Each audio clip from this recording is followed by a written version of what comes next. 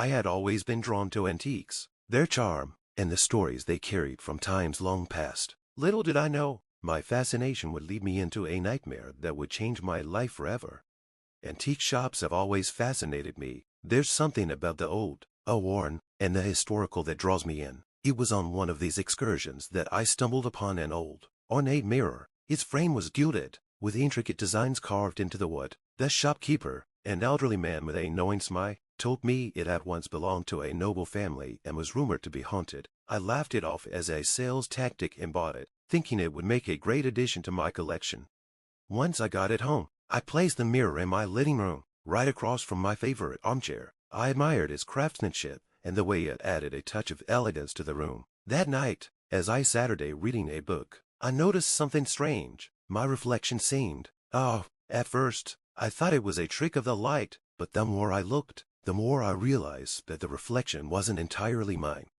The first incident happened the following evening. I was brushing my teeth, and as I glanced at the mirror, I saw a shadow move behind me. Startled, I turned around, but the room was empty. When I looked back at the mirror, everything seemed normal. I shrugged it off as my imagination, but a seed of doubt had been planted.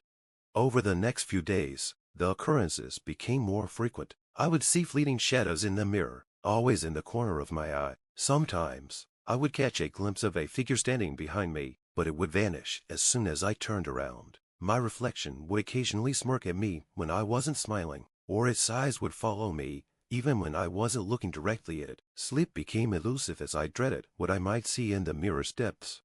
One night, I woke up to a faint whisper. It seemed to be coming from the direction of the living room. Heart pounding, I crept towards the source of the sound. As I approached the mirror, the whispering grew louder, more insistent. It was a language I didn't understand, but the tone was unmistakable, playing desperate.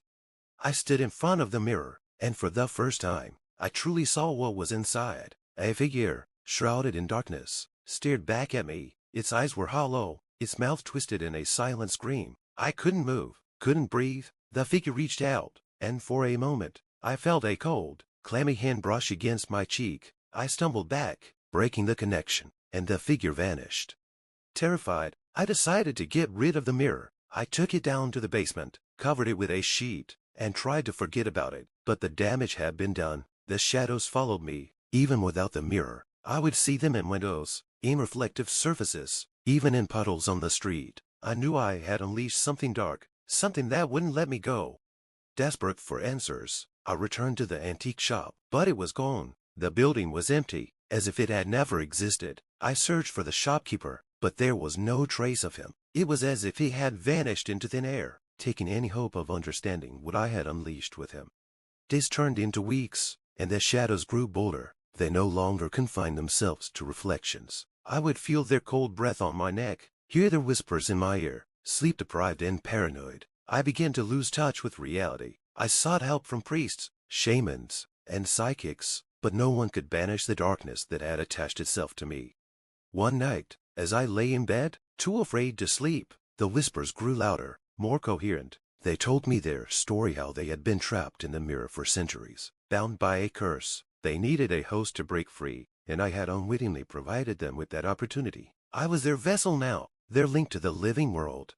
Realizing there was no escape, I made a decision. I returned to the basement, uncovered the mirror, and stood before it one last time. The figure was there, waiting. It smiled, a grotesque, triumphant grin. I felt a pull, a force drawing me towards the glass. I didn't resist. As I touched the surface, it felt like stepping through a veil of cold water.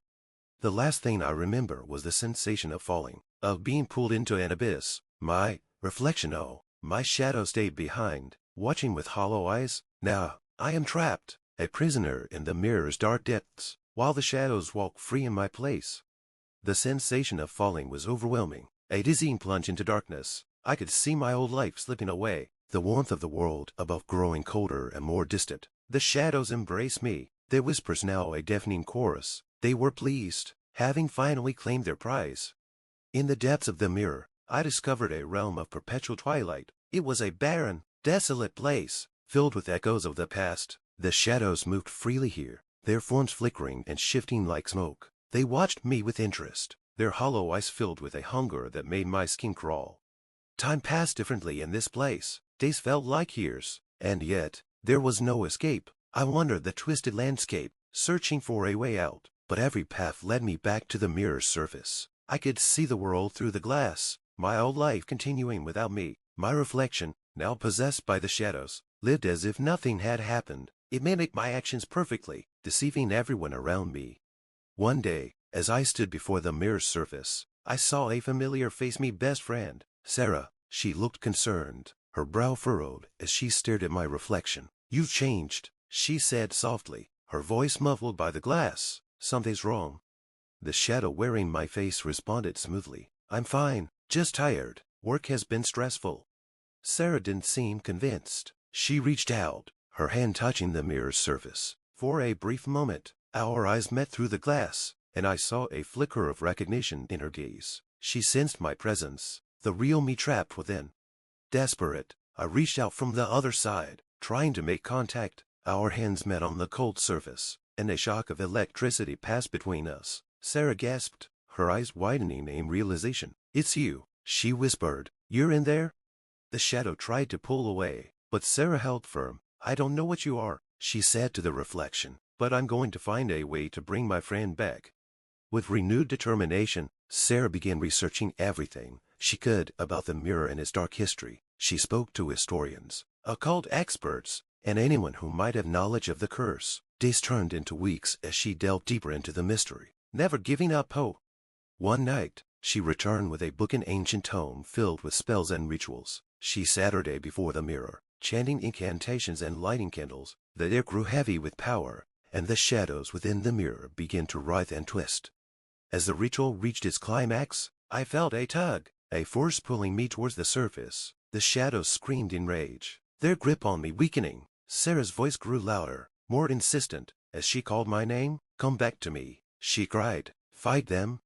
Summoning every ounce of strength I had left, I pushed against the darkness, straining towards the light. The mirror's surface shimmered, and with a final, desperate effort, I broke through. The world around me exploded in a blinding flash of light. When I opened my eyes, I was lying on the floor of my living room, gasping for breath. Sarah knelt beside me, her face a mixture of relief and concern. "You're back," she said, tears streaming down her cheeks. "I knew you could do it." I looked around, half expecting the shadows to reappear, but the mirror lay shattered on the floor, its power broken. The dark figures were gone, banished to whatever realm they had come from. It took time to adjust to being back, to shake off the lingering fear and paranoia. But with Sarah's help, I slowly began to rebuild my life. The mirror was destroyed, its curse lifted, but the experience left a lasting mark on me. I still have nightmares sometimes, visions of the shadowy realm and the horrors I faced there. But I am free, and I will never forget the lesson I learned, that some antiques are better left untouched. Their secrets buried in the past.